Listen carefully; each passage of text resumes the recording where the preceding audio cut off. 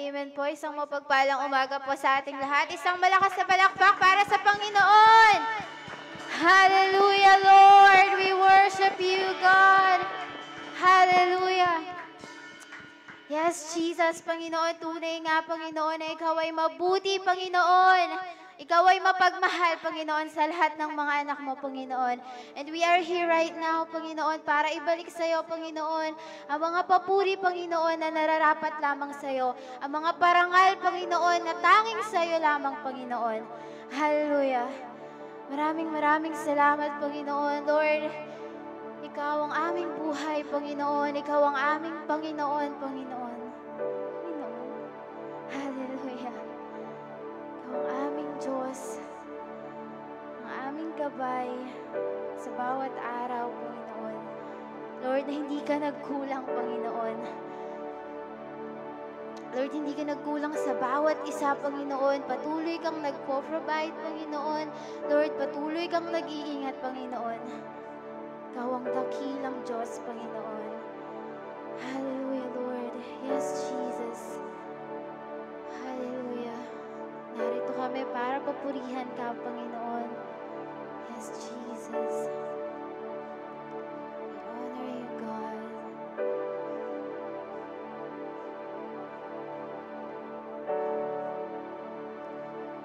Jesus, ang buhay mo'y naging daan sa kalayaan na tatamo.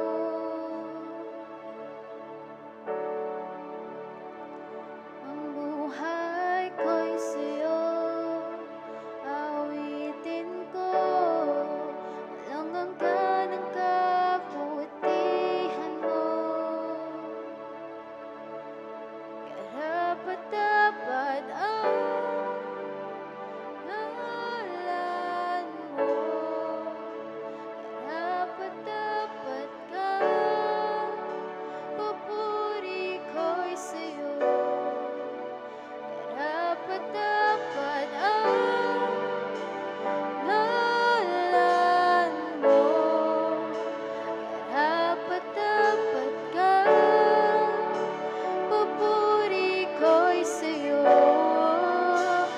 Karapat-dapat ang ngalan mo. Karapat-dapat ka, papuri ko'y sa'yo.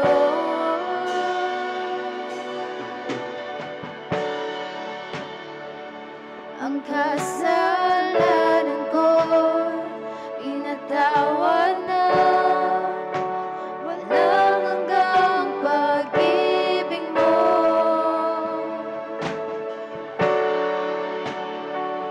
Biyaya mo'y sapat, awitin ko. Walang hanggan ang kabutihan mo.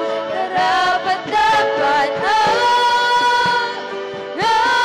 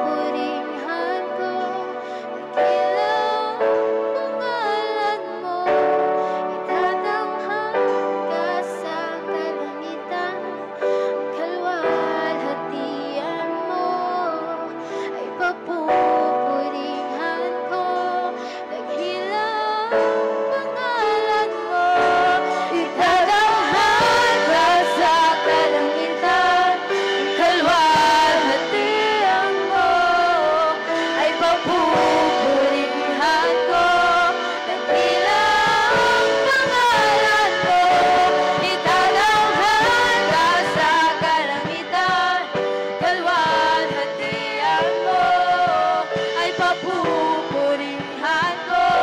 Dakilang pangalan mo, itatanghal ka sa kalangitan. Kalwalhatian mo ay papupurihan ko. Dakilang pangalan mo, itatanghal ka sa kalangitan. Kalwalhatian mo ay papupurihan ko.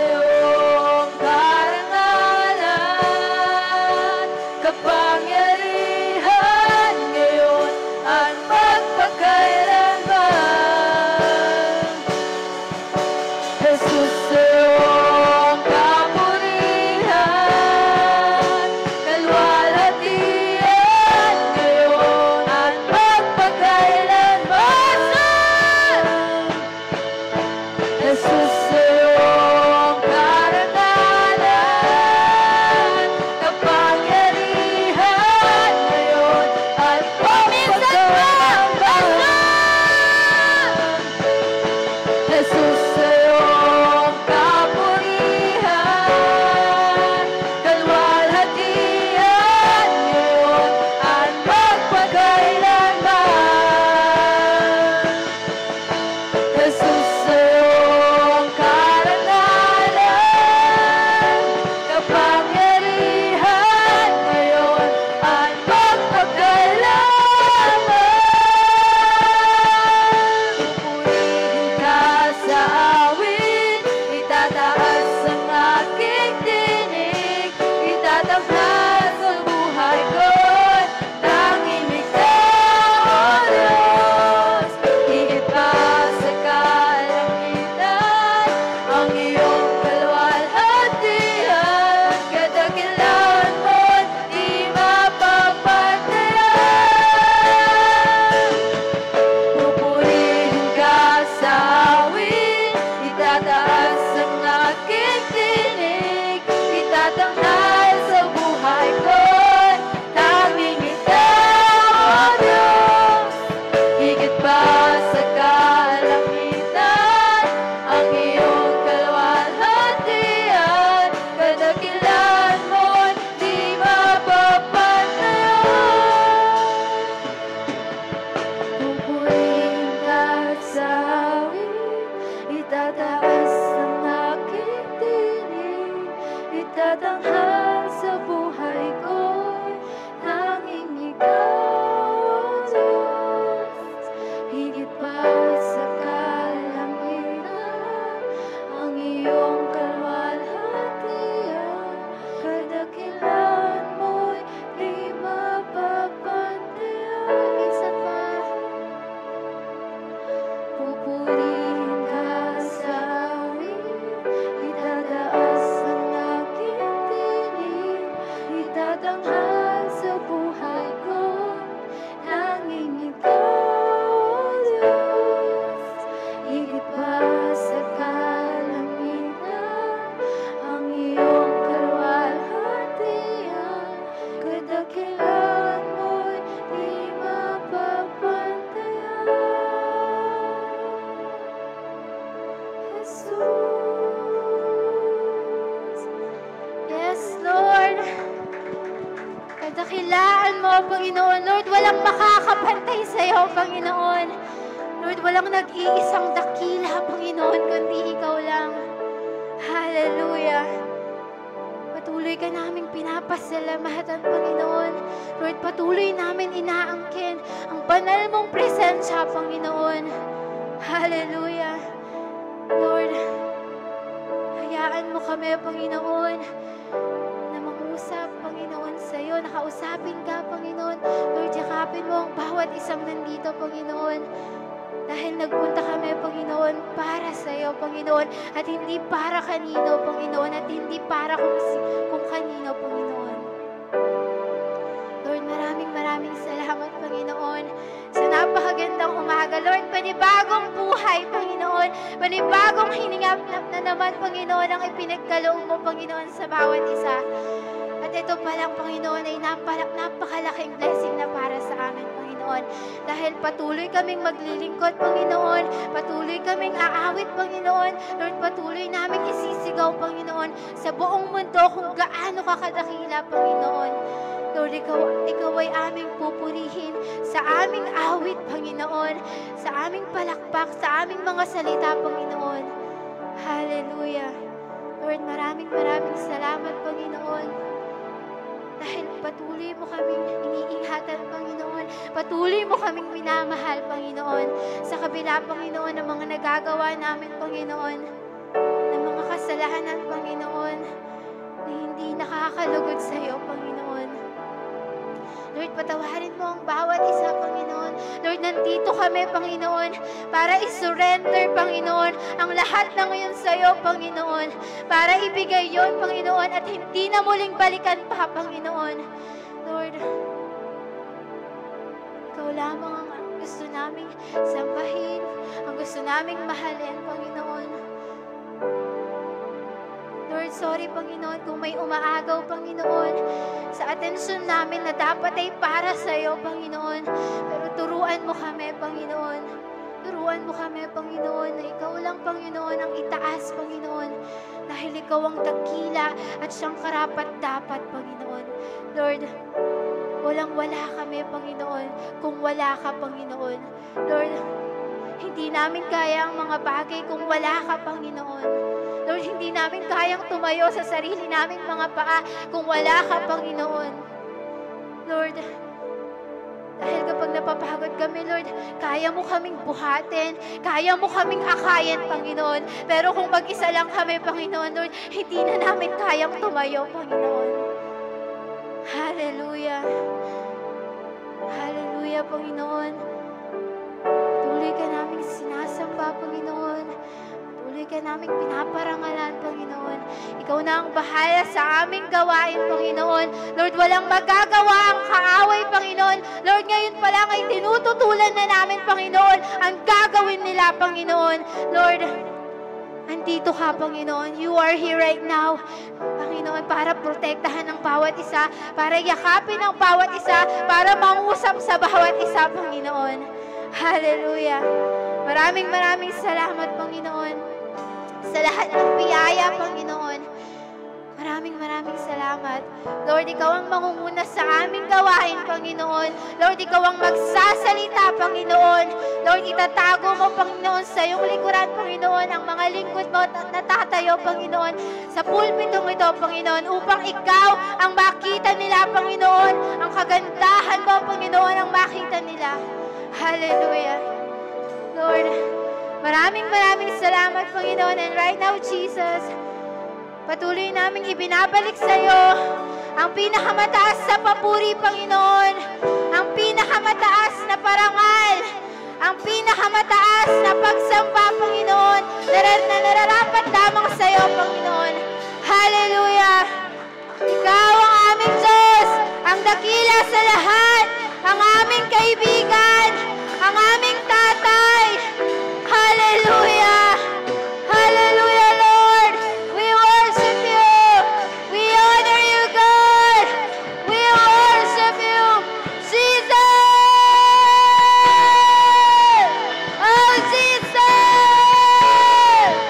Hallelujah! Hallelujah! In Jesus' name! In Jesus' name! Oh, in Jesus' name! In Jesus' name! In Jesus' name we pray! Everybody say, Amen!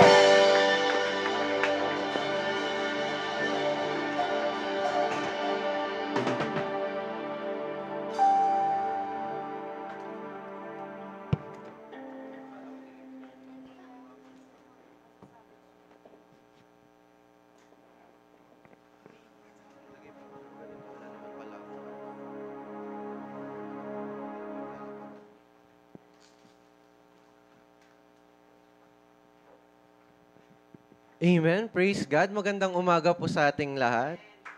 Maganda po bang umaga natin? Ayun, so, ayun, hopefully, second Don't Watch po ba natin ba to for this, Second, amen, praise God. Oo nga. Para naalala ko ata, nakatayo ako dito last Don't Watch, ako ata yung lead. Parang iba yung ngayon. Pero, praise God, ayon. Glory to God. Ako po'y napaunlakan din upang magbahagi ng salita ngayong umaga. So, hopefully, bear with me po. Actually, di naman po, may clicker tayo. Thank you. Ayon, praise God. Medyo mabilis lang din po kasi ako mag-share. So, sabihin niyo po kung masyadong mabilis o bagalan po ba natin. Pero, ayun, hopefully, enjoy po natin yung salita ng Panginoon sa umagang ito. Amen? So, bago po tayo magpasimula, let's invite again the presence of the Lord and let's pray po. Lord Father God, we glorify you right at this moment. Ikaw ang hinahanap namin, ang presensya mo ang hinahanap namin sa oras na to, sa umagang ito.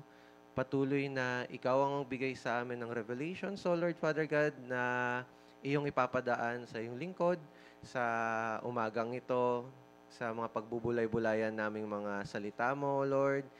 Naway maraming tumatak na lesson, O Lord Father God, na nanggagaling sa iyo and reminder na din na nanggagaling sa iyo sa pamamagitan ng iyong mga salita, O Lord, dahil naniniwala kaming lahat dito na ang iyong salita ay buhay, O Lord Father God, at mangungusap talaga sa amin, O Lord, na hindi lang to, Lord, dadaan sa buhay namin, kundi itatanim namin to sa puso't isipan namin upang malakaran namin tong mundong ito, O Lord Father God, ng naaayon sa iyo at maging kaaya-aya, O Lord Father God, ang aming pagsisilbi din sa iyong harapan, O Lord. Muli, O Lord Father God, sa iyo lang namin naalay ang oras na to. Naway ang iyong karunungan lamang at kaalaman ang aming makuha ngayon sa oras na to. Ikaw ang mag-guide sa amin by your Holy Spirit, O Lord Father God, para mas maintindihan namin ang iyong mga salita sa umagang ito. Again, O Lord, we glorify you, we magnify you. In Jesus' name we pray. Amen. Amen. Palakpakan naman po natin ang ating Panginoon sa umagang ito. So, ayun po, nasa team po tayo ngayon na Harvesting the Harvest. Amen. And bago po tayo mag-start, ayun, gusto ko lang din pong i-welcome, ayun, yung ating kabataan, si Harvey. Harvey.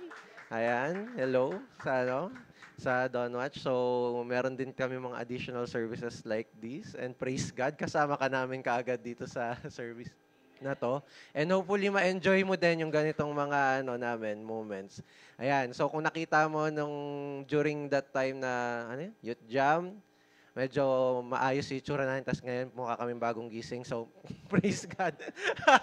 Pero ayun, kami pa rin to. Ayun, so bago po tayo magsimula, syempre nandun tayo sa part ng team po natin for this month na Harvesting a Harvest. Amen. Pero kasi minsan nakakalimutan natin or meron tayong mga bagay na nakakalimutan kapag nandun tayo sa team. Minsan nakafocus tayo dun sa team mismo eh. Pero gusto ko pong i-focus po natin ngayon is, paano ba to? Up, down. Ayun. Appreciating harvest season. Amen. Bakit? Kasi, ayun nga, alam natin na harvest season, pero na-appreciate mo ba yung hard work na or yung oras na ginugol mo para lang magkaroon ka ng harvest? Amen. Parang katulad na lang ng sa mga magsasaka. Ayan. Siyempre, alam mo na 1 buwan, 2 buwan, 3 buwan, or years bago tumubo yung tinanim mo. Siyempre, kapag magsasaka ka, kapag harvest time na, tuwang-tuwa ka, masaya ka. Kasi meron kang aanihin. And yung pinagpaguran mo ng sobrang tagal, may pinatunguhan. Amen?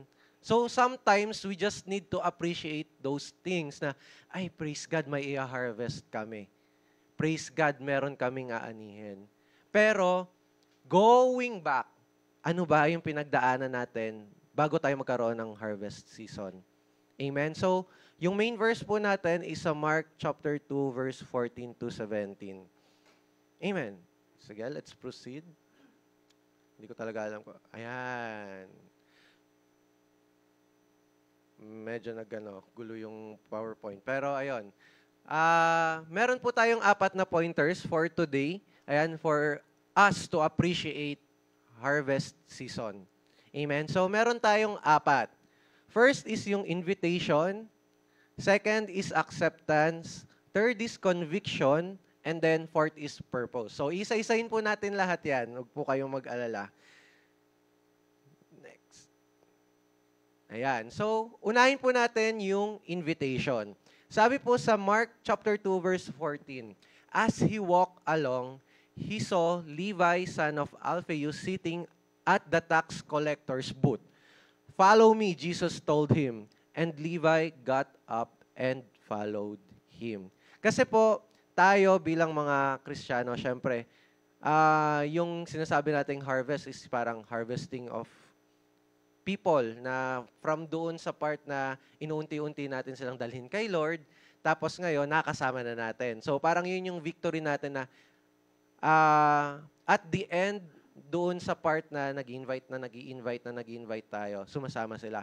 Pero dito po kasi, sobrang ganda po nitong verse na to kasi during that time, tax collectors are referred as sinners. Bakit? Kasi, ayun nga po, kinokolekta nila hindi lang yung buwis ng mga nagtatrabaho doon or yung mga Jews, pero minsan sobra-sobra pa yung sinisingil nila. Yon. So parang ano lang, corruption, may corruption during that time talaga. And hindi lang talaga sa season natin ngayon. And to think, eto pong si Levi, ayon, fun fact po, ayon, ano lang po, trivia. Amen. So, dahil nagre-research din po ako kung sino tong Levi, son of Alphaeus. Kasi narinig ko na din po yung son of Alphaeus sa Bible. And if familiar po kayo sa Chosen na series, ayon, si Levi, which is originally yung pangalan ni Matthew, which is yung disciple ni Jesus. Amen, di ba? Levi, dati niyang pangalan, so Matthew siya, mas natin kilala. So, siya din po yon. So, kilala po natin na si Matthew is tax collector. And yung disciple ni Jesus na yon ay tax collector. Pero, isipin niyo po Jesus told him, follow me. He invited Matthew. He invited Levi to follow him. Kahit na yung mga tao, tinitingnan siya, makasalanan yan Bakit invited yan? Bakit kailangan kasama siya? Amen? So, dito po, nakakatuwa kasi, how the Lord invite people is not the same as how we invite people in our lives. Tama po ba? Kasi, ayan, sige, let's proceed. How do people invite others? Paano ba tayo nag-iimbita? Meron tayo kasi mga criteria Yan. First, based on relationship. Tama? Kamag-anak, ka-close mo, and at the same time, colleagues, friends. Siyempre, hindi ka naman mag-i-invite ng mga taong hindi mo kilala. Yung nakita mo lang siya dyan sa kanto, tapos, uy, tara, meron ditong birthday sa amin, punta ka. Sino po dito yung ganon? O kaya bigla may nakita ka lang, uy, nakasakay mo sa jeep, tapos nag-usap kayo. Uy, ayan, si mama po kasi, ayan, natutuwa naman po ako sa pagiging extrovert ni mama, na kapag kunyari, dinaldal siya ng katabi niya sa jeep, dadaldal na din siya, kahit di niya kakilala. So parang, siyempre, sana all friendly. Pero siyempre, hindi mo naman i-invite kaagad yung taong yon sa bahay mo. Amen? Kasi stranger. Kung sa mga bata, stranger danger. hindi mo basta-basta papapasukin sa buhay mo yun, lalo na hindi mo kilala. So, people invite others based on relationship. Next, based on facts. Ibig sabihin lang po nito yung kunyari, per person. Kunyari, meron kang sinet up na event. Sabi mo, 100 lang. Kahit sabihin mong 1,000 yung kamag-anak mo, syempre ililimit mo pa din. Kasi meron lang limit. Amen? Another thing, depends on the event. Baka naman kasi in-invite mo, boss mo, tara boss, may libreng pakape sa bahay. Tapos karating niya may lamay pala. O diba? Ano yun? Nakadepende din sa event. Hindi ka lang basta-basta mag-i-invite. Amen? So, ganun tayo ganun yung criteria natin kung paano tayo mag-i-invite ng ibang tao. Especially, to come into our life. Pero kasi, criteria yun ng mga tao. Amen? Criteria yun. Kasi kung tutuusin, di ba, kanina, going back doon sa verse, Jesus invited Levi, son of Alphaeus, which is a tax collector, considered as sinner. So, doon naman tayo sa next part. How do Jesus invite others? Paano? Ayan, so, paano ba? Yan. So, He approaches those who needs His company.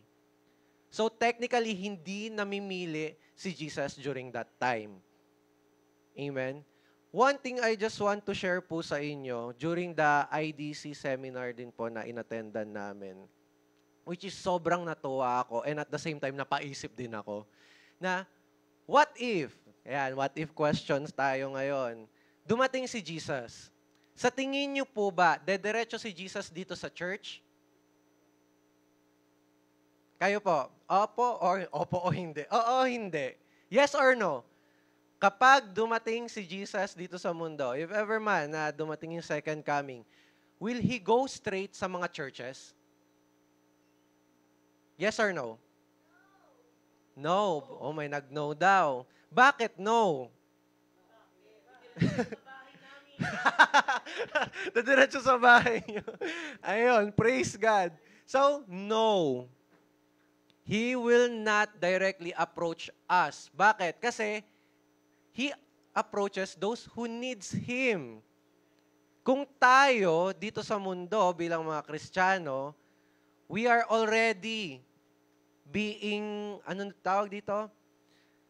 Being guided by the Bible, by the Word of the Lord, by the Holy Spirit.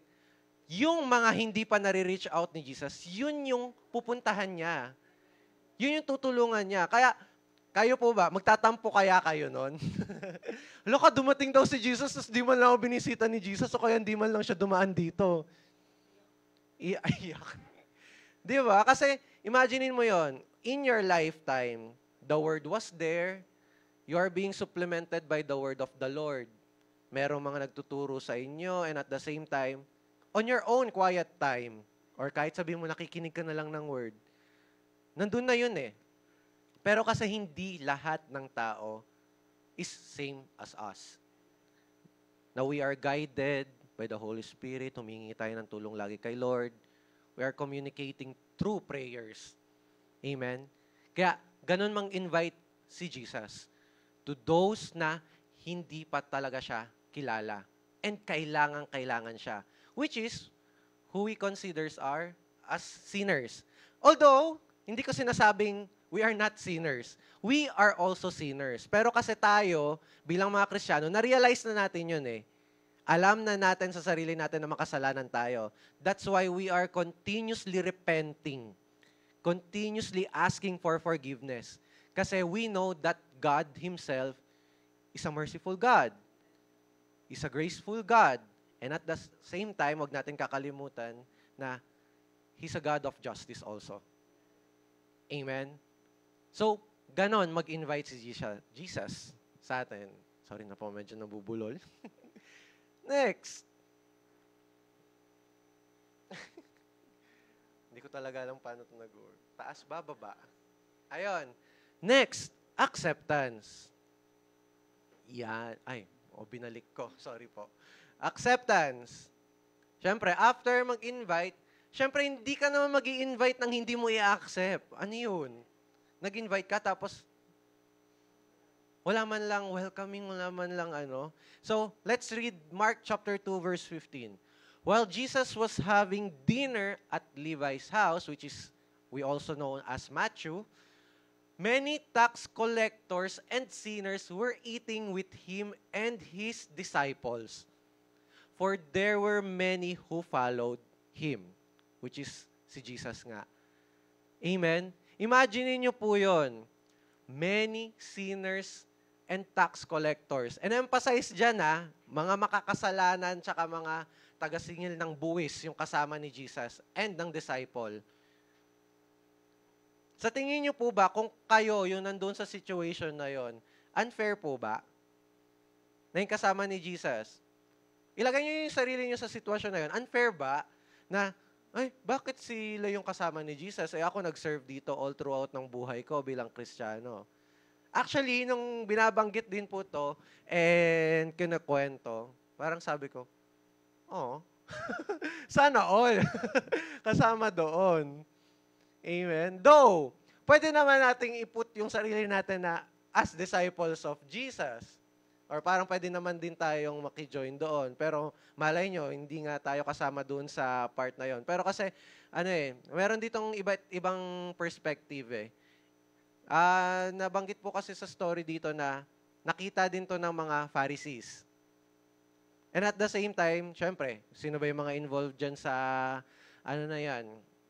sa dinner, which is si Matthew or si Levi, also known as Levi, tapos yung mga tax collectors, the sinners, nandyan din yung disciples, and nandyan din yung Pharisees. Tapos sabi kong ganon, Lord, kung sakali mang dumating ulit dito si Jesus, isa kaya ako sa disciples? Or isa ako doon sa mga nakascatter dito sa mundo na, na nag-share ng word or ganon, na hindi ko technically talaga makasama. So, yon, napaisip ako, sana all. Kasama if ever man na may pa-dinner, kahit isang beses lang. Sabi ko, ma-experience ko man lang yung part na yon na eating with Him and His disciples, and at the same time, with all of the people nga.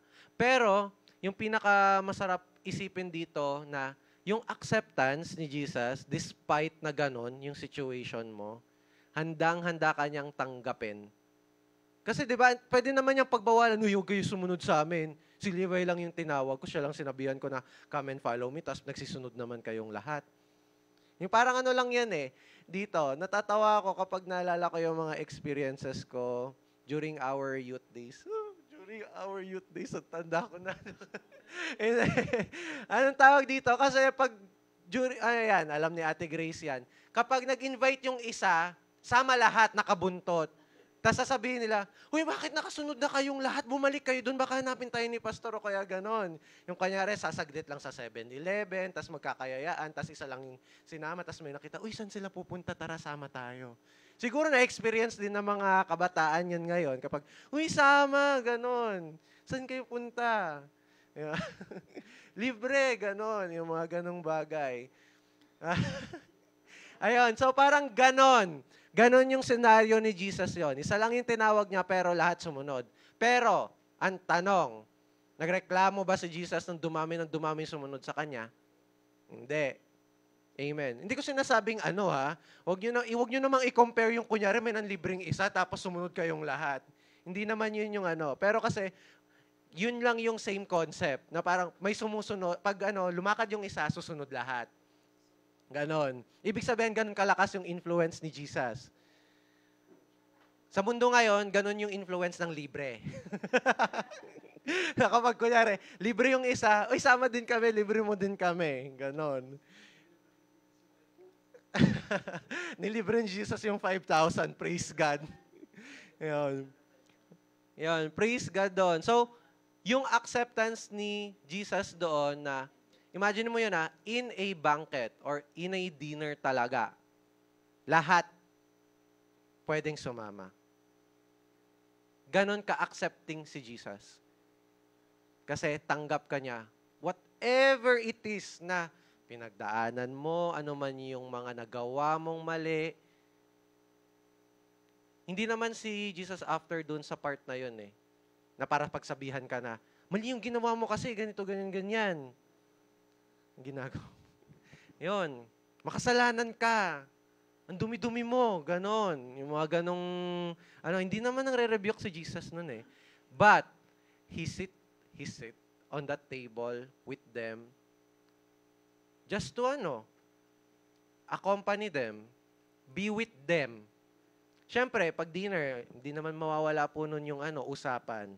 Kasi hindi pa naman uso po during that time yung cellphone. Na kapag ngayon, sa generation na to, yung kunyari, nag-dinner kayo, tapos lahat kayo nakaganon, tasubo, tapos phone ulit. Yung parang hindi mahiwala yung gadgets talaga. Kaya nga sa bahay, as much as possible din po, nagtatabi kami ng tapos tamang usap din po kami sa bahay. Kasi ganun ka-importante din po yung talk or yung pag-uusap sa hapag. Kasi during that time, doon mas nakilala ni Jesus yung mga tao Kwentuhan, syempre, hindi mawawala na yon on that table. And how He listened to them. Ano bang nangyari? Kasi tayo, minsan, when we let our judgment spirit or yung parang pagiging judgy natin, yung umiral sa buhay natin, pag nakita natin, ay, nagkasala siya, ganon. Mali yung ginawa niya. Bakit siya nagtumbling doon? Service Ano yun? Nagpapasikat? Ganon. Mga ganong bagay. Nagpapakita ng talent. Wala sa lugar. Ganon. Yun. So, parang, makasalanan. Ganon. Minsan yung mga tao, di ba? Napapinpoint kaagad natin yung kasalanan ng isa without even knowing deeper. Kasi ganun yung ginawa ni Jesus eh. He built relationship doon sa mga sinners. Gusto niyang malaman, ano ba, anak, ano nangyari? Pero tayo kasi, siguro, we don't have the patience or we don't have the energy para makipag-usap doon, para alamin pa, napano ka anak? Or napano ka? Bakit ka nagtumbling doon? Anong ginagawa mo? Dapat ba yun? Di ba? Parang, instead na kausapin natin, mas madaling mang-judge. Amen? Pero si Jesus kasi hindi siya ganon. So, He accepted us for who we are. So, kapag nagtumbling ka dyan, baka hinag ka pa ni Jesus. Okay lang yan, nak, naintindihan kita. Yun, tapos malalaman pala ni Jesus, may special disability pala yung nagtumbling. Tapos tayo, ginudge ka agad, ay, may ganun pala siya. Tapos kapag nalaman natin na ganun, ay, ang tawag dito, tayo pa yung ay, sorry Lord, ganun, kukonsensya ka pa. Kasi minsan ganun na hindi natin inaalam talaga, anong nangyari, napano? Ganon. Although, sinasabi nga natin na, maybe the Lord didn't give us that kind of gift, ganon. Pero anong tawag dito hindi naman kailangan ng special ability para lang kausapin yung tao at upuan. Amen. Praise God. Kasi nga, di ba, doon sa simple gesture ni Jesus na, dinner Dinner lang yun. Wala namang sobrang special during that time. Si Jesus yung special during that time. Siya yung highlight nun. Pero, it's just a simple dinner. Hindi naman siya nagpa-party talaga parang, tara, dito, invited kayong lahat. Meron dinner dito. Hindi It's just a simple act and a simple dinner. And through that, inupuan nila yon and yun, doon lang sila nagkwentuhan. Siguro, nakwento ng mga tao doon kung kamusta yung buong araw nila, ano nangyari, kung gusto ba nila talaga yung ginagawa nila o hindi, or wala lang talaga silang choice. Ganon. Amen? So, Jesus built a bond doon sa mga taong yon. And He accepted them without judgment talaga. Amen? And yun kasi yung ine-aim po kasi natin na maging Christ-like din. Na slow to speak, slow to anger, pero sana kasama din doon slow to judgment. Kasi anong tawag dito, mas mabilis talaga mag-judge, kahit naman ako, on my tenure, ano to? Patagalan ng tenure as a Christian, ayun, mas mabilis talaga mang-judge. Ano namang ginagawa nun? Paano na naman yun? Yung mga ganong bagay. Pero, ayun, parang pag Jesus, minsan nagmamantra pa nga tayo, Lord, wag, ayokong maging judgy, ayokong maging So, tulungan mo ako. Amen. So, we need to have this, acceptance. So, we invite souls here. And we invite souls closer to the Lord also. Siyempre, nandun din dapat yung part na we need to accept them. Kasi, sabi nga, na hindi naman instant yung process ng change Hindi naman yan biglaan na inasnap, na-invite ko siya, na-soul win ko siya, nag-attend na siya, bagong tao na yan. Praise God kung ganun talaga kabilis yung character development ng tao. Kasi kung babalikan natin yung Bible, hindi naman Si Moses na sobrang tagal na sa kilala si Jesus, dahil may anger issues siya, pinukpok niya yung bato. Nainis siya dun sa mga Israelites. Amen? Kay Jonah, na isang prophet, inutusan na pumunta ng Nineveh. Tapos tumakbo, pinakain pa sa isda para lang madala doon. Di ba? Hindi perfect lahat ng mga Tapos may na-depress pang prophet, si Elijah, for so how many miracles na pinerform ni Lord through him. Tapos after na-depress, natakot. Ako na lang yung mag-isang prophet dito. Ako na lang yung mag-isang kumikilos. Amen. So, marami pa din talagang mga the development of the people talaga is not instant. Hindi natin pwedeng madaliin. Kaya nga, di ba, first step dyan talaga is acceptance Tatanggapin mo sila. Amen? Despite. Kasi, tutulungan naman tayo ni Lord kung paano sila i-guide.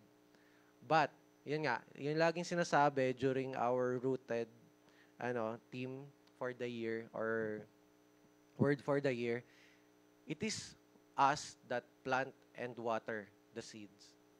Ibig sabihin tayo nag-aalaga, tayo nag-guide, pero it is the Lord that makes it grow talaga.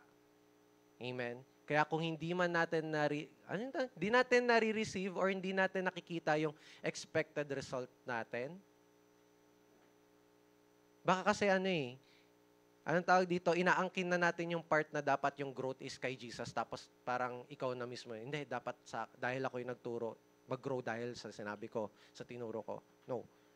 Kasi technically, hindi mo sila in-accept ng dahil sa grace ni Lord. Yung parang basis natin is grace, mercy, ganon, favor ni Lord. In-accept mo siya kasi parang, hindi, ako yung magbabago ng buhay niya. Yun, so we need a heart check kapag ganon yung ating puso na hindi naman ganon yung ginawa ni Jesus Amen? So, next, after acceptance, binalik ko na naman. Pababa pala siya. Ano next? Ayan, conviction. So, dito, sabi sa Mark chapter 2 verse 16, basahin po natin, when the teachers of the law, who were Pharisees, saw him eating with the sinners and tax collectors, they asked his disciples, why does he eat with tax collectors and sinners? Amen. Para pala itong Q&A portion para dun sa mga disciples. Sila kasi yung natanong. Di nila ma-directly kausap si Jesus, yung mga Pharisees. Talagang pinadaan pa sa mga disciples. Kayo, kung ilalagay po kayo sa sa sitwasyon na to, kayo yung disciple ni Jesus, tatanungin kayo ng mga Pharisees. Knowing etong mga Pharisees na to, sobrang galing nila sa law. Marami silang alam sa scriptures. Talagang yung parang binoboast pa nga nila na hindi, this is the law of Moses. Ito dapat yung gawin. Ito yung ganyan-ganyan. So talagang knowledgeable kung knowledgeable sila with the word of the Lord. Amen. Tanungin kayo ng ganito. Bakit kumakain siya kasama ang makasalanan? Anong sasagot nyo po kapag kayo yung tinanong ng ganon? Ano daw? Sali kayo sa amin. In-invite din Talaga ba? Hindi ka mapapressure nun kasi known yung mga Pharisees na yun as talagang above Mataas talaga yung mga positions nila during that time, especially when it comes to law or sa Bible. Kasi marami nga silang alam. So parang sabi dito na, ayun nga, even though directly hindi nasasabi kay Jesus, pero meron ng judgment from others. Which is ang nakakalungkot pa dito, yung nagja-judge kay Jesus during that time knows the law of the Lord. Alam yung salita mismo ng Panginoon. Amen? So nakakalungkot lang isipin na kung sino pa yung knowledgeable, kung sino pa yung may alam, sila pa yung hindi makaintindi. Kasi parang ang nangyari during that time na the law was given kay Moses. And yun lang naman ina-apply nila. Pero kasi, kapag nadagdagan na yan or nasupplementan na yan ng your own law or your own perspective, ikaw na mismo or sa'yo na lang nanggaling, hindi na pala siya nanggaling kay Jesus, doon na parang nagiging mali talaga. Amen? Pero dito, kaya conviction, kasi pinanindigan ni Jesus na, no. Pinadala ako dito ng Panginoon para sa lahat. Hindi ako pinadala dito para doon sa mga self-righteous. Kasi naging self-righteous yung mga Pharisees Hindi naman din pinadala si Jesus sa mundo para sa mga righteous. Pinadala siya para doon sa mga nangangailangan nga sa Kanya. Amen. And that is His conviction. That is Jesus' conviction during these times. Tayo po ba, kaya din po ba natin itong i-pursue yung conviction na to? Kasi 'di ba, anong tawag dito? Minsan, mabilis tayong mayanig or mabilis tayong ma-disheartened or mawala sa tawag doon, mawalan ng gana sa mga bagay-bagay kapag alam mong may naririnig ka na sa labas or outside or minsan inside din. Na kunyari, ginagawa ko lang naman yung ministry ko. Yun naman yung sinabi ni Jesus, na accept them, na tulungan sila. Alam ko mahirap, pero bakit ganun din nila ako maintindihan? Yung mga ganun. Yung mga ganung moments natin na, ayun nga, we are taking care of sinners. We are taking care of people who are broken. We are leading them to Jesus, closer to Him. Amen? And it's not an easy task. Hindi madaling calling yon, ha? Kasi kailangan mong intindihin lahat ng sitwasyon. Sabihin na natin na you as a leader, meron kang inaalagaang 10 souls. Tapos kailangan mong upuan yung 10 yon. Tapos imaginein mo yung time, yung effort, yung kailangan mong gugulin na oras para lang maintindihan yung sitwasyon, kausapin sila isa-isa, tulungan sila, i-guide sila. Tapos makakarinig ka pa sa labas. Yung parang alam mo yung, Lord, pagod na ako physically. Kaya nga sabi ko noon, tatawa talaga ako nung kapasok nung January. Lord, hindi ba pwedeng maging Disney princess na lang ako this year, hindi na ako maging ang tawag dito. Wait lang po wala muna tong judgment, baka di ba pwedeng Disney princess na lang ako kaysa maging mighty warrior ako? Kasi yung Disney princess, di ba, makikita natin na naghihintay lang sila ng ng Savior. Kasi hindi ko pwede sabihin Disney prince. Kasi yung mga Disney prince, nagliligtas pa din sila. May ginagawa pa rin sila. Yung parang concept kasi po nun is hindi ba pwedeng hayahay muna ako ngayong this year na to? Hayahay. Kasi ganun po yung mga rule ng Disney princess eh. Ay, hindi ba lahat? Ayun. Yung mga old Disney princess pala. Kasi yung mga new Disney princess daw kasi strong independent woman na daw eh. Pero ayun, yung mga dati kasing Disney princess na chill-chill lang, yung hintay lang ng Prince Charming daw. Ganon. So parang, Lord, hindi ba pwedeng chill na lang ako, tas hintayin na lang kita dumating. Ganon. May mga ganong moments din po kasi ako. Pero ayun nga, as a leader, mahirap talaga na yung conviction mo na, hindi, tawag dito, yung ginagawa ko, alam ko naman na, syempre, di naman po tayo pare-pares ng conviction. Di ko naman sinabi na ito yung conviction ko, dapat yan na rin yung conviction mo. Pero, ayun nga, na as much as we can, we help nga to guide our, sabihin mo na ako, dahil meron din akong mga alaga, yan, sa mga life group ko din, and at the same time sa ministry ko, I have my own convictions with them then. So, hindi lang siya basta-basta na, ayun nga, na life group lang, na, mag-attend kayo tapos mag-Bible study tayo. Hindi ganun eh. Kasi, how would you know yung inalagaan mo kung hindi mo sila upuan at saka tutulungan na ma-realize yung mga bagay-bagay. Amen? Yun, so natutuwa nga po ako eh, kasi sa session din po namin, quick sharing. Quick sharing, sa session po kasi namin kahapon, natuwa lang ako kasi pinag-usapan po namin yung about sa Ecclesiastes, yung there is a time for everything, time for weeping, time for joy, sorrow. Tapos, wala lang, nagbigay lang kami ng mga perspective. Ano yung parang first impression mo kapag nababasa mo tong verse na to? Kasi parang lagi siyang nare-remind sa atin, it's either through pastors or sa mga leaders or sa mga elders kapag nababanggit or ginagawa ng kasabihan na merong panahon para sa lahat anak, mga ganon. Tapos wala, nag-sharean lang ng mga perspective. Tapos natanong din namin yung mga part na, ikaw ba, ano bang season mo ngayon?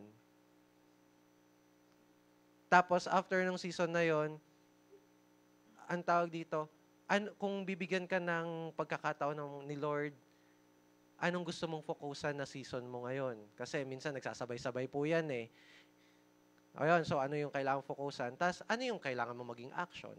So during that time, during our conversation po kasi, ayun, nakakatuwa kasi nag-open up sila. Yung hindi mo naman sila sinasabihan na, magkwento ka naman sa buhay mo, bakit puro na lang ganito? Yung life group na hindi lang siya puro word, pero you get to know the person also. Kasi nakakatuwa yung mga sagot nila. Although hindi ko alam kung shareable ba yung mga yun, pero wag, baka, baka sabihin nila, loka, si kuya, binroadcast yung mga ano namin season, ganun. Hindi, pero nakakatuwa kasi, even though, yun nga yung sinabi ko, even though we are divided by different seasons, we are united because, ayun, yung gusto naming bantayan yung isa't isa during our seasons na hindi namin papabayaan. So, ganun din kasi si Jesus during this time. Yun, kasi nga, we are trying to act like Jesus. Kahit ako, sabi kong ganun, Lord, hindi ba pwedeng disciple na lang din ako? Yung parang kailangan ko din naman ng tulong. Kasi we are trying to be Christ-like lang pero hindi natin kaya. Kasi at the end of the day, you can sin knowingly, unknowingly. Tapos alam mo yon yung mga verses na, the good thing you ought to do and not do is sin. So parang doon pa lang, Lord, wala na. X na talaga. Kasi yung pwede mo mga gawing mabubuting bagay na hindi mo ginagawa, kasalanan na pala kaagad yon. So, di ba? Yon. So, yung conviction ko na, Lord, hindi. Gagawin ko to kasi alam ko na gagawin ko to para sa'yo. Hindi ko to gagawin for myself. Na dahil meron akong, anong tawag dito? Meron akong nakukuha or meron akong Kasi, yun nga we go doon sa part na mag-harvest tayo kasi pinanghawakan mo yung conviction mo. And kung tama yung conviction mo, you will see the harvest. Amen? Na meron kang i-harvest at the end of the, Like, yun nga, yung sinasabi ko na, praise God, kasi hindi nagiging platonic din yung ministry at the same time. Kaya nakakatuwa na, sabi kong ganon, Lord, di ko man deserving, pero nakikita ko kasi yung harvest. Yon. Story ulit. Ayun, lang po, balikan ko lang. I think, tama ba? Correct nyo ako mga anak ko. 4 years? 4 years na ba tayo? 4 years? 3 years? 4 years? Nasaan na yung mga alaga? Tulog na. Knock out na yung mga alaga ko.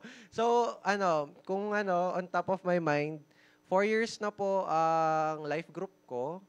And praise God, hindi lang nagstay sa life group ko. Kasi yung iba sa kanila, meron na ding mga alaga. And sabi ko, Lord, hindi naman ako yung kumilos doon sa part na yun na magkaroon sila ng mga alaga. Pero praise God, sabi kong ganon, harvest. Tapos, sa keyboardist ko na, hindi, ang 4 years yung keyboardist ko pala. Which is, nag-start lang ako sa 3. Tapos ngayon, ang dami na namin nagpapalitan. Praise God, na hindi nga siya naging platonic out of those 4 years. And share ko lang din po, ayun, yung heart kasi ng mga alaga kong din yun na sa mga keyboardist, technically may funds po kasi sila. And sabi ko sa kanila, or lagi ko silang sinasabihan na, pwede niyong kunin yon kasi sa inyo yon. Pero praise God kasi, instead na kunin nila yon, naisip nila yung church. Sinabi nila na, Kuya, ipunin na lang natin, tapos bilan natin ng bagong keyboard yung church. And yun yung fruit na nandito ngayon yung keyboard na to. Dahil sa kanila. It's not because of me, it's not because of kung ano man yung external factors, pero dahil sa heart nila na, pwede naman nilang kunin. Hello, magkano to? Magkano yung amount na to na kung ikaw, pwede mo naman kunin yun for yourself. Pero yung heart nila na, hindi kuya, bilhan natin ng gamit yung church. Doon pa lang sabi ko, Lord, nakakatuwa naman kasi, ayun, hindi sila after doon sa pera. Kasi libo na yun magkano tong amount na tong keyboard na to. Tapos, kahit ako naman parang kung doon sa peak na yun, may pera ako. Sige, kunin ko. Parang ganun yung first impression ko doon. Pero, ayun, praise God doon sa part na yun na hindi sila nakatingin din doon sa blessing. Nandun sila sa paano namin i-bless yung church. Kasi parang yun yung tumulong sa kanila all throughout ng journey nila.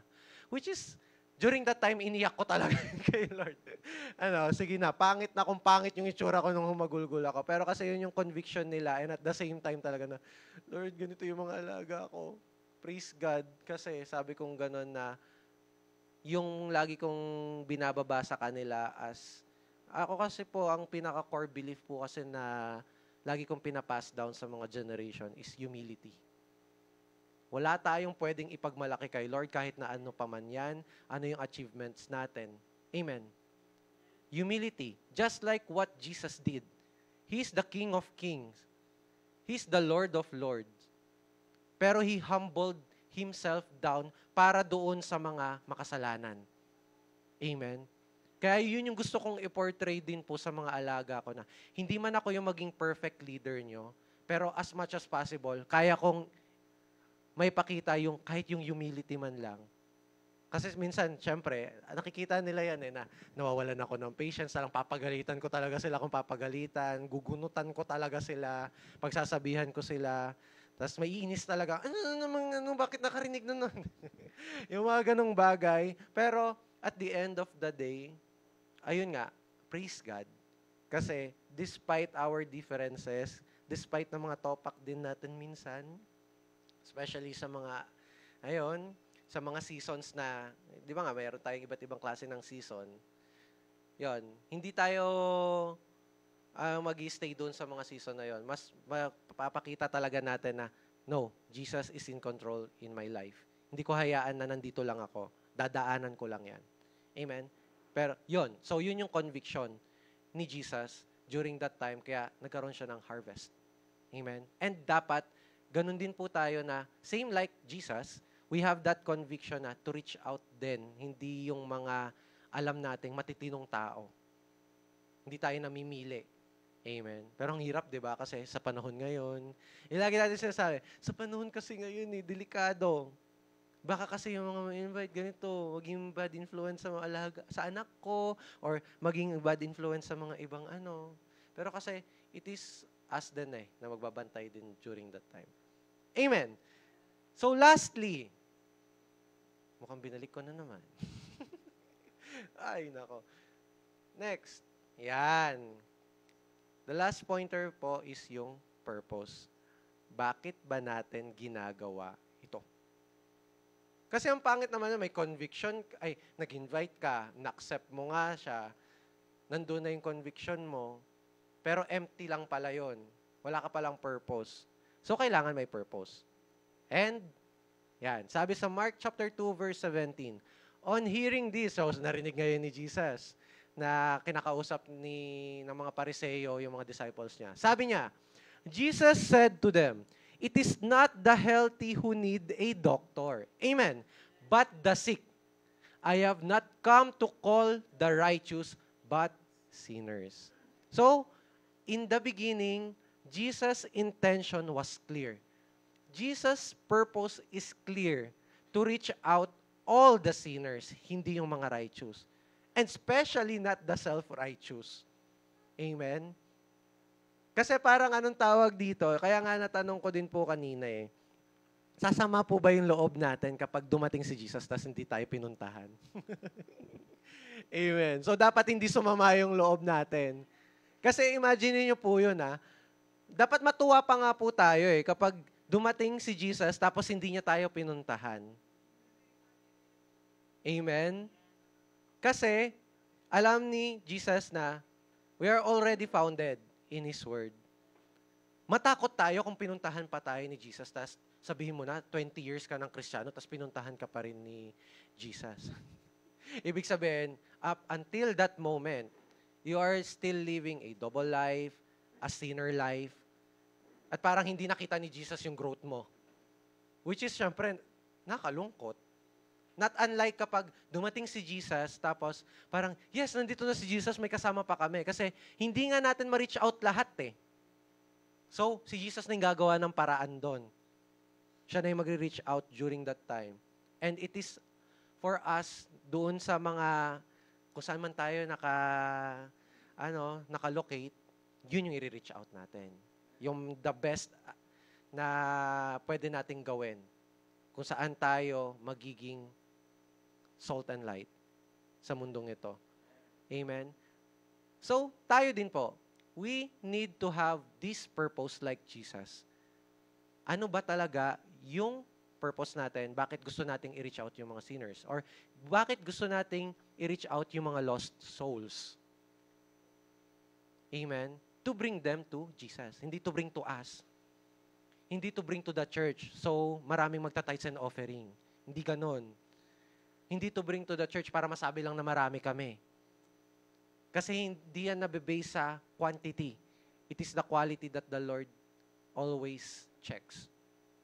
Kasi kahit gaano kayo kadami, kahit tawagin kayong mega church, kung yung inside naman is parang empty shell, wala din. Amen? Kaya nga, di ba, parang during our period din nakakalungkot kasi, ayun, tao dito, dahil nga updated kami with the news, yung mga big churches sa other countries, tapos parang, ay, ang ganda ng mga churches na to, tapos ang laki, tapos ang dami nang nare-reach out, tapos internally pala may problem, yung teachings, yung doctrines, and at the same time, yung mga pinipreach nilang gospel. So parang, Lord, sayang, kasi kami dito na parang, yun nga, we have this small community church. Pero kasi ang ini-aim natin is to have a quality relationship with the Lord eh. Hindi lang yung quality ng mga members.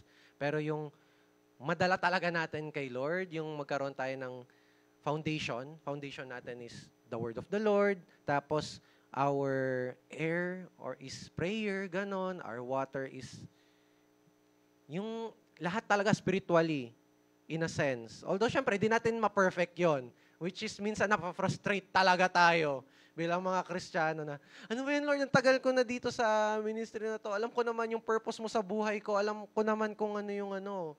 Pero, bakit ganon? Ang dami pa rin talagang lackings, ang dami pa rin loophole sa buhay ko. Pero praise God kasi, doon pa rin natin makikita na the Lord's humility works in our life. Na despite na marami na tayong alam, despite na matagal na tayo, hindi talaga natin kayang ma-reach yung perfection ni Lord. Hindi natin kayang ma-reach yung perfection ni Jesus Christ during His time dito sa mundo. Amen? Kaya, we need to have that same purpose just as Christ. Na kapag nakarinig ka sa labas, or kunyari, you're just doing your ministry or you're just doing kung ano yung pinapagawa sa'yo ni Lord, hindi naman sinabi ni Lord na, awayin mo, i-rebuke mo, agad. Kasi hindi mo din alam kung anong pinagdadaanan nun. Bakit kaya nasabi sa akin to nitong kapatid kong to or ng ng alaga kong to, itong mga salitang ganito. Siyempre parang magkakaroon ng drama yan eh. Kunyari nag-away kayo ng disciple mo. Hindi mo ako natulungan all throughout this time. Sayang ganon. Nirebuke mo lang ako, Sinabihan mo lang ako na sinabihan ng ganito, pero hindi mo naman talaga ako naintindihan. Puro ka Bible, ganon. Pero narinig mo ba kung ano yung gusto kong sabihin? Kasi minsan nagiging ganon po tayo eh. Just like the Pharisees. Parang sila eh, law. Although it's the law of Moses, pero kasi masyado silang naging lawful. Yung batas nila, yung batas ng Diyos, ginagawa ng batas nila na din. Which is, okay naman siya in a sense kung wala nang additional na nagdadagdag na sila ng their own law doon sa part na yon. Pero kasi yun yung nangyari, nagkaroon siya ng division. Bakit hindi nila nire-reach out yung mga mas may kailangan sa kanila? Bakit diring-diri sila doon sa mga areas na merong mga sinners, merong mga umiinom, mga tax collectors, ganon. Bakit iniwasan nila yon? Diba? So, doon yung big question mark. Which is, kaya nga parang dahil sawang-sawa na si Lord talaga na, hindi naman yan yung tinuro ko, na naman ginagawa nyo. Hindi naman yan yung inutos ko, bakit ganyan yung ginagawa nyo? Oh, ito na nga, sige. Jesus. Yung, pinadala niya si Jesus para maging example na ano tawag dito? Gisingin tayo sa realidad na yung kala nating tama sa sarili natin is hindi pala. Amen? Kasi 'di ba, inalis lahat 'yun eh. Parang anong tawag dito sa pag-aaral daw ng mga Fariseo, dapat hindi ka nakikipagsalamuha sa mga sinners, sa mga tax collectors kasi makasalanan sila eh. So, inutos ba ni Lord na maging perfect lagi yung mo? yung environment mo or yung group of people mo? O sana all. Kung perfect lahat ng ano mo, ng grupo, di ba? Pero hindi yun yung purpose ni Lord. Amen. Si Lord lang yung makakapagpabago sa ating lahat nga. Amen. Na it's not, kahit i-isolate mo yung sarili mo na, hindi, perfect ako. Hihiwalay ako dito sa mga to, mga makasalanan to. Really? Kung perfect ka, sana kinuha ka na ni Lord. Amen. Yun lagi yung sinasabi po namin eh. Kasi, sino ba yung mga mga character sa Bible na kinuha na lang ni Lord? Sino makapagbigay? Enoch. Amen. Praise God. Sino pa? Elijah. Sila lang naman yung dalawang characters na kilala ko ha. Hindi ko po alam kung meron pang ibang mga Bible characters na kinuha ni Jesus nang hindi namatay ha. Pero kasi, ayun, if the Lord seems na they're too good for this world. Wow, too good for this world. Kukunin niya na. Yung parang yung purpose nila is already finished or nagawa na nila yung dapat nilang gawin. Kukunin na ni Lord. Just like Elijah. Though wala tayong context kay Enoch. Siguro kapag nag-deep dive pa tayo doon sa mga theology or kung doon sa buhay ni Enoch, baka may makita tayo doong mga proof.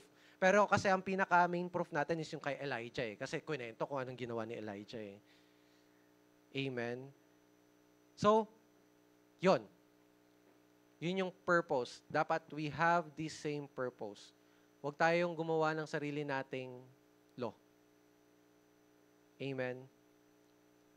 And for our conclusion, yan. Sa conclusion po natin, ayan, hindi ko na po nilagay dito yung pero on your own time po, basahin po ninyo yung sa Romans chapter 3 verse 21 to 31. So nilagyan na lang po ng title which is Righteousness Through Faith. Amen. Kasi we are on this part na we are harvesting the harvest. Amen. And everything na pinaghirapan natin bilang mga leaders, bilang mga members of this church, we can see the harvest eh. Kasi, di ba, ayun, the church is growing, there are new souls that the people are bringing. Amen? And hindi tayo dapat maging complacent on that part na, ay, may bago. Yun nga din po yung sinasabi ni Pastor Noah din sa mga kabataan. Praise God, ang dami niyong nai-invite. Pero yung retaining percentage nyo, anong nangyari? Diba? Ang dami nyo lang na-invite. May bagong mukha lagi, ganon. Pero, kamusta yung follow-up? Kamusta yung Kamusta yung pangangamusta nyo? Kamusta? O, diba? Kamusta? May kamustahan bang nagaganap? Ganon. Kasi, dapat yun yung nandun na Nandun na yung harvest eh. Kaya nga, diba, sinasabi nila, the harvest is plenty, but the workers are few. Ang daming pwedeng i-harvest. Pero walang gusto mag-harvest. Amen. Praise God. Hindi naman natin laging bakit gusto nyo ba ang mag-harvest ng mga tinanim nyo is iba? Mga kabataan, question para sa inyo. Gusto nyo ba kapag meron kayong tinanim, kunyari nagtanim kayo ng mangga, tas tumubo. Gusto nyo ba iba yung kakain ng mangga na tinanim nyo? Amen, di ba? So, dahil inalagaan nyo yung pinalaki nyo yung pinalago nyo yun, dapat kayo yung mag-harvest din nun. Kayo yung naging doon source.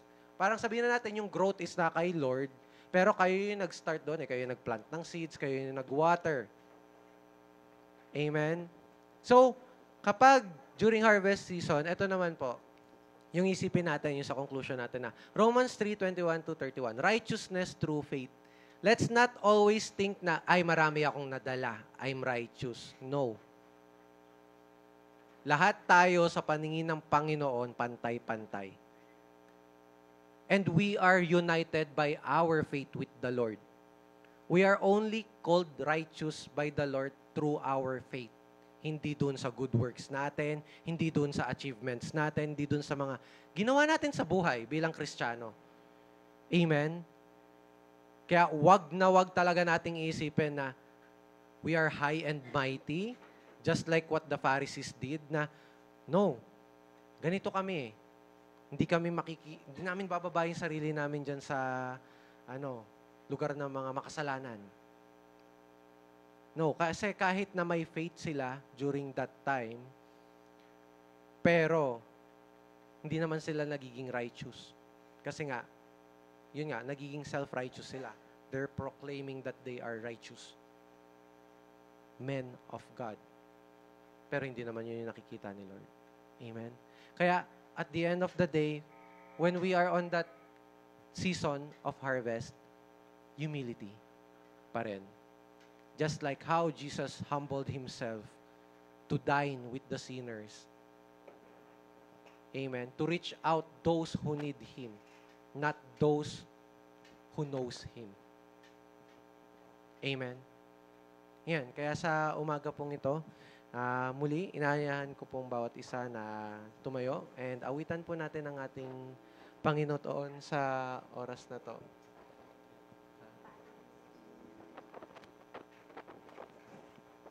Amen.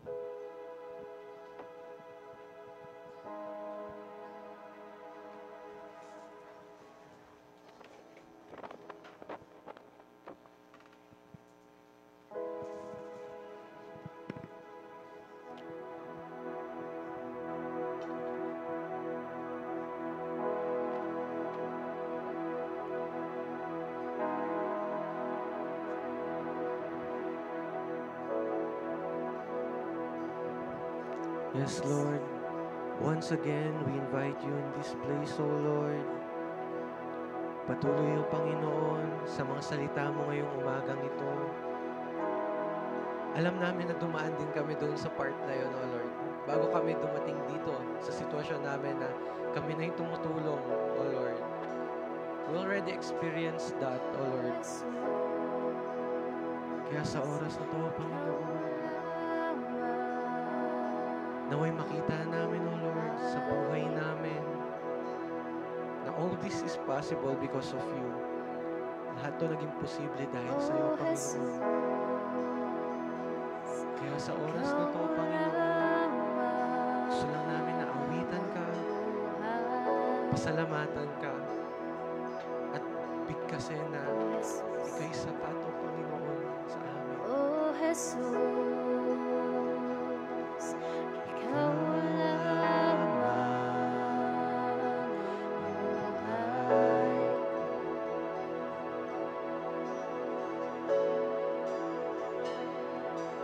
Oh, Jesus. Ikaw lamang buhay.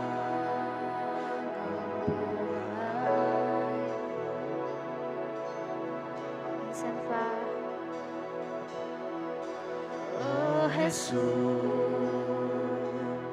Ikaw lamang ang buhay.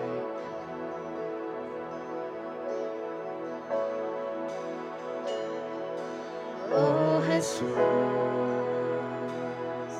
Ikaw lamang ang buhay ko.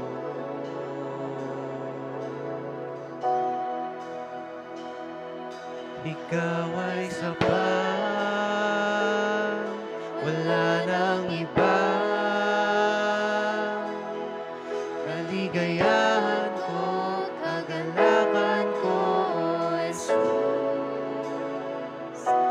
Ikaw lamang, sa iyo lamang sumasamba, magpupuri, maglilingkod sa'yo. Ikaw ay tapat, sa'yo magtitiwala sa habang buhay.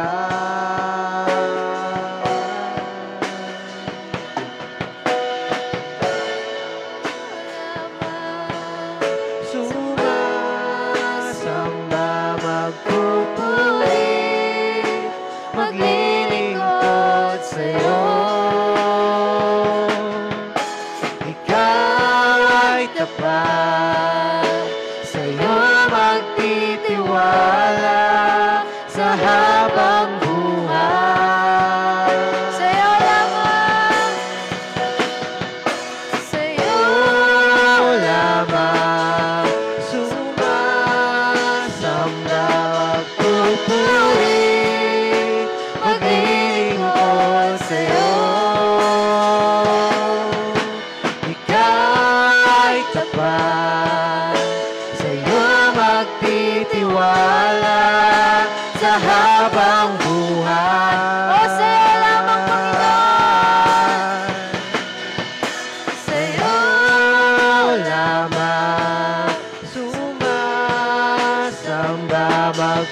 susulit, maglilingkod sa'yo. Ika'y tapat, sa'yo magtitiwala sa habang buhay. Ikaw ay tapat, ikaw ay tapat, wala nang iba. Kaligayahan ko, kaganapan ko, O Jesus. Ikaw ay tapat, wala nang iba.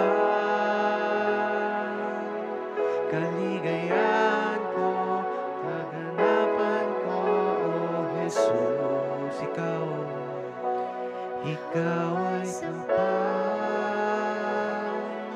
wala nang iba. Kaligayahan ko, kaganapan ko, O Jesus. Ikaw lamang.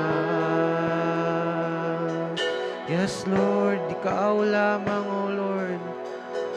Ikaw ang sapat, O Panginoon, sa buhay namin. Yun lagi, O Lord, Father God, ang tumimo sa puso't isipan namin. Sa lahat ng oras, O Lord, Father God, na pag pinagdadaanan namin ito, at habang inaalala namin, O Panginoon, kung nasaan na kami ngayon, alam kong hindi naging madali yung journey, O Lord, Father God. Hindi naging madali ang lahat. Pero dahil kumakapit kami, O Panginoon, sa iyo, kumakapit kami sa iyong pangalan, sa iyong kapangyarihan, sa iyong lakas, O Panginoon. Nandito kami ngayon, O Panginoon, nakatayo, matatag ng dahil sa iyo. Dahil ikaw ay sapat sa amin. Ikaw lamang, O Panginoon. Hindi kami kayang bigyan ng lakas ng mundo, O Panginoon, katulad ng pagbibigay mo ng lakas sa amin. Hindi kayang i-provide ng mundo yung kaya mong i-provide sa buhay namin, O Panginoon. Kaya sa mga oras na ito, O Panginoon, na meron kaming hina-harvest, all glory to God, O Lord, Father God, na ginamit mo kami bilang iyong mga lingkod, bilang iyong mga vessels. Kaya nangyari ang mga ito, O Panginoon. Kasi kung kami lang, hindi namin kaya to. Kaya maraming salamat, O Panginoon, sa patuloy na pagpapaalala mo sa amin, sa tuloy na pagbababa mo sa amin kapag tinataas namin yung sarili namin, O Panginoon. Maraming salamat. Kasi mas nare-realize namin sa buhay namin na ikaw lang, O Panginoon. Ikaw ay sapat sa buhay namin. Wala nang iba. Maraming salamat sa patuloy na pagpapaalala sa amin, sa patuloy na pag-guide sa amin sa araw-araw. Humihingi din kami, O Panginoon, ng kapatawaran kung kami nagiging pasaway most of the time. But still, O Panginoon, nandito ka pa din. Nasa tabi namin, O Panginoon, hindi nagsasawa na ibalik kami ng ibalik doon sa daan na iyong inilatag para sa amin. Kaya maraming salamat, Panginoon, dahil hindi mo kami iniiwan. Lagi mo kaming niyayakap ng iyong presensya. Sa tuwing kami lalapit sa iyo, lagi kang nakaabang, with arms open wide, handang-handang tanggapin kami. Despite, O Lord, Father God, ng pagkukulang namin, ng mga nakikita namin kamalian sa buhay namin. Ganon ka kabuti, O Panginoon. Ganon mo kami kamahal din, O Panginoon. Na hanggang ngayon, nararanasan namin, nararamdaman namin. Kaya wala kaming ibang masabi, O Panginoon, kundi salamat. Maraming salamat, Panginoon. sa katapatan mo sa buhay namin, sa kabutihan mo, sa walang hanggang pag-unawa mo sa amin. Kung yung mga tao magsasawa na sa amin, Ikaw, Panginoon, kahit na paulit-ulit kami, paulit-ulit mo din kaming tinatanggap, paulit-ulit mo din kaming kinokorek, O Panginoon. Kasi alam mo na hindi kami titigil dun sa part na yun eh. Alam mo, O Panginoon, na there's a better version of ourselves. And because You are the potter of our life, alam mo kung ano yung best para sa amin. If we are still being molded, O Lord Father God, we will be patient enough.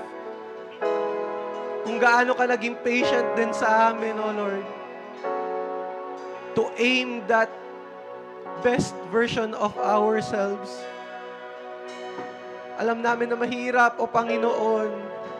Mahirap talaga akong mahirap. Pero all things are possible because of You, O Lord. Nothing is impossible in You. And kapag katiwala lang namin talaga, O Panginoon, sa iyo ang lahat, Ikaw ang kikilos, Ikaw ang gagabay, Ikaw ang siyang patuloy na mag-aayos ng lahat. Kaya sa oras na to, O Panginoon, binababa muli namin ang aming mga sarili sa nararapat naming kalagyan upang mas makita ka pang muli, O Panginoon. More of You, O Jesus, less of us. Ikaw ang maiharap, hindi kami. Ikaw ang madambana, hindi kami. Ikaw yung mapapurihan, hindi kami. Ikaw yung madakila, hindi kami. Kasi wala kami dito kung hindi dahil sa'yo. Kung hindi dahil sa sakripisyo na binigay mo sa amin, O Lord Father God. Because of Your redemption, O Lord, we are here. And everything that we do, kulang pa, O Panginoon. Kaya sa oras na to, O Panginoon, hayaan mo lang na iaalay namin ang buhay namin according to Your will, according to Your purpose, so that we can accept and invite everyone in our lives and bring them closer to You. Kasi isa din naman yun sa mga ano mo eh, sa mga greatest commandment mo, O Lord. To love our neighbors and at the same time, to make disciples of them also, O Lord. And we cannot do that without You, O Lord. We cannot do that without Your guidance, without Your holy presence, O Lord. Kaya right now, O Lord Father God, as we close, O Lord, hayaan mo na yung mga salita mo, yung mangusap sa buhay namin, yung mga salita mo, yung maging pundasyon ng buhay namin, maging aral to sa puso't isipan namin, upang malakaran namin yung misyon na inilatag mo sa amin dito sa mundong ito nang naaayon sa iyo, Panginoon. Patuloy nga, O Panginoon, na lahat ng papuri, lahat ng pasasalamat ay sa iyo lamang, O Lord. Kaya sa oras na to, O Lord, Ikaw lamang ang madakila, Ikaw lamang ang mapupurihan, mapasalamatan sa pangalan ng aming Panginoong Jesus. In Jesus' name we pray. Amen. Amen.